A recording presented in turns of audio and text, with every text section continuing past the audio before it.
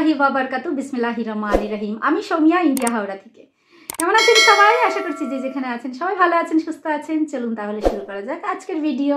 রাসূলুল্লাহ সাল্লাল্লাহু আলাইহি ওয়াসাল্লামের ইন্তেকালের 9 দিন পূর্বে মানব জাতির জন্য আল্লাহ তাআলা এক চূড়ান্ত আদেশ দিয়েছিলেন। এই আদেশ আপনার জন্য আল্লাহর শেষ আদেশ। না শুনলে কিন্তু আফসোস করবেন প্রিয় দর্শক আমার। এই কোরআনের মাধ্যমে আল্লাহ তাআলা তার চূড়ান্ত আদেশ প্রেরণ করেছেন। আমরা অধিকাংশ মুসলিম, মানে যারা মুসলিম, অসচেতন এই বিষয়ে। প্রিয় মুসলিম ভাই বোনেরা আমার, এই নির্দেশটি নবী সাল্লাল্লাহু আলাইহি ওয়াসাল্লামের ইন্তেকালের 9 দিন আগে তার উপর নাজিল হয়েছিল। এবং এখানে আল্লাহ তাআলা কি বলেছিলেন সেটা সূরা বাকেরার 281 নম্বর আয়াতে আল্লাহ বলেন, বিসমিল্লাহির রহমানির রহিম ওয়াত্তাকু ইয়াওমান তুরজাউনা ফীহি ইলাল্লাহ থুম্মা তুওয়াফফা কুল্লু নাফসিন মা কাসাবাত ওয়া হুম লা ইউযলামুন। এবং সেই দিনের কথা স্মরণ করো যেদিন তুমি তোমার প্রভুর কাছে ফিরে যাবে। সূরা বাকেরার আয়াত নম্বর 281। কি সাংঘাতিক বার্তা, তাই না? সেই দিনটি সম্পর্কে সতর্ক হও, যেদিন তোমাকে তোমার রবের সামনে দাঁড়াতে হবে এবং তোমাকে তোমার যাবতীয় কর্মের হিসেব দিতে হবে, যা তোমার 2 হাত জীবনভর উপার্জন করেছে। সেই দিন ভালো কাজের প্রতিদান ভালো হবে এবং মন্দ কাজের প্রতিদান মন্দ হবে। সেদিন কারো প্রতি অন্যায় করা হবে না। এটি এমন একটি বার্তা যা পূর্বেকার নেককার বান্দাগণ বুঝতে পেরেছিলেন। প্রিয় মুসলিম ভাই বোনেরা আমার, একবার উপলব্ধি করার চেষ্টা করুন। আল্লাহ পাকের তরফ থেকে রাসূলের ওপর আসা ওহী নাজিলের ধারা শেষ হতে চলেছে। আল্লাহর পক্ষ থেকে সর্বশেষ একটি আয়াত অবতীর্ণ হতে যাচ্ছে, যার পর পৃথিবীর বুকে জিবরাইল আলাইহিস সালাম আসবে না কোরআনের আয়াত নিয়ে। অথচ এই আয়াতটি তেমন গুরুত্বপূর্ণ নয়, এটা তো কসমিন কালেও সম্ভব নয়। এই আয়াতটি অবশ্যই অত্যন্ত গুরুত্বপূর্ণ হতেই হবে। উদাহরণস্বরূপ, যখন আল্লাহর রাসূল সাল্লাল্লাহু আলাইহি ওয়াসাল্লাম পৃথিবীর বুকে তার জীবনের শেষ কয়েকটি দিন অতিবাহিত করেছিলেন, একদিন তিনি বিছানায় শুয়ে শুয়ে পাপ কাজ এবং যাবতীয় খারাপ জিনিস সম্পর্কে বিস্তারিত ব্যাখ্যা করেছিলেন। মা আয়েশা বলেন, আমাদেরকে তিনি করণীয় এবং বর্জনীয় সম্পর্কে নসিহত দিচ্ছিলেন। সাহাবারা বলেন, একদিন আল্লাহর রাসূল কিছুটা অসুস্থ অবস্থায় শুয়ে শুয়ে আমাদেরকে বলছিলেন, তোমাদের পরিবারস্থ নারীদের বিনয়ের সাথে আচরণ করো। হঠাৎ করে কথা বলতে বলতে তিনি আবার উঠে বসলেন এবং আমাদেরকে স্মরণ করিয়ে দিলেন কিভাবে আমরা আমাদের অধীনস্থ নারীদের সাথে ভালো আচরণ করব।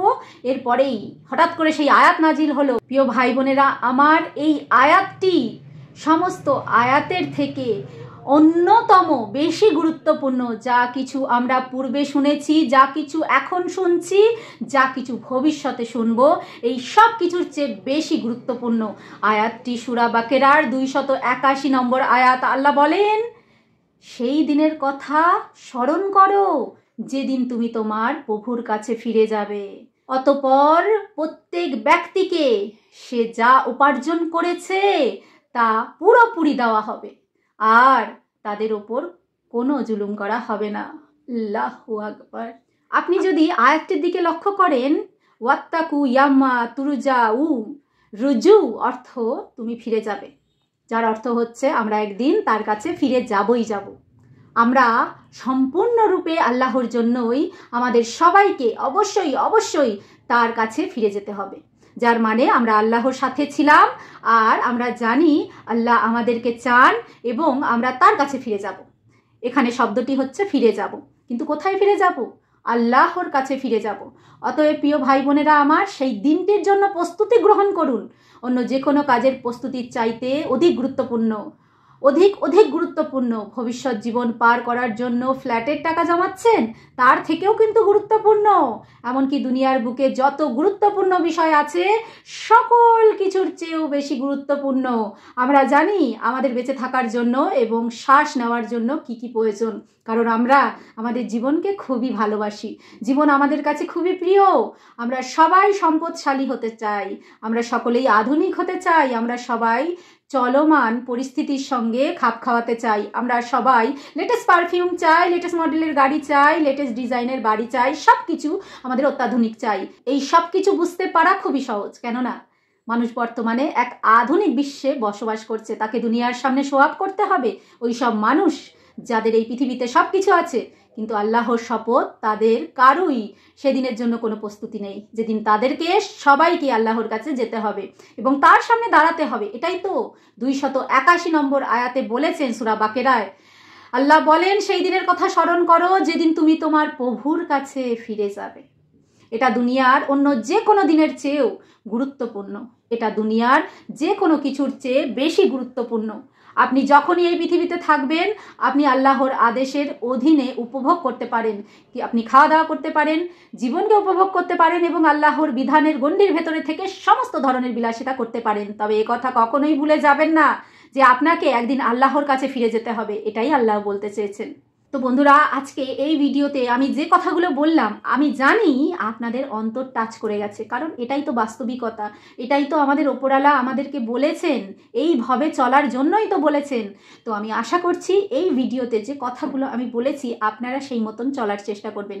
অনেক ভাইয়েরা আছে, সেটা সংখ্যায় খুবই কম, যারা আমাকে নানান কথা বলে থাকেন। তো আমার অনেক ভাইয়েরা আছে যারা বলেছে, দিদি তুমি এইসব কথায় কান না দিয়ে তোমার রাস্তায় এগিয়ে যাও। তো আমি সেটাই করতে চাইছি, আমি আমার রাস্তায় এগিয়ে যেতে চাইছি। আমি ইসলামিক যে সমস্ত সুন্দর কথা, সুন্দর ভালো ভালো বিষয়, সুন্দর রাস্তা, সেগুলো আমি আপনাদের সকলের কাছে ছড়িয়ে দিতে চাইছি, পৌঁছে দিতে চাইছি। তো এই ভিডিওটা আপনাদের কেমন লাগলো অবশ্যই কমেন্টে জানাবেন, আর অনেক অনেক আমাকে আশীর্বাদ করুন।